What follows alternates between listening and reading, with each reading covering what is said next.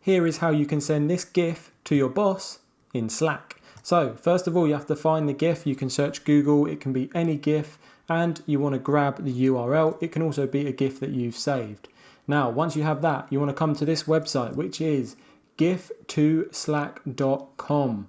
Awesome website, converts any GIF. Now, I'm just going to paste the URL in there, and I'm going to select the area we want, where the magic happens. There we go. And I'm going to format for Slack for us. Now, we can download. Now, what we want to do is go into Slack, and then when we are in Slack, we want to hit this emoji icon. Now, what that is going to allow us to do is click on add emoji.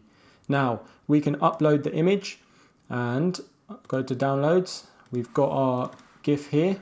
Now, we want to make sure to give it a name. So let's call this one Funky, and then click on save, and bam, it's in. So if we click on the emoji here and then come to search and go Funky, bam, enter, send. Now we can use this as a reaction as well. So find another reaction to a message.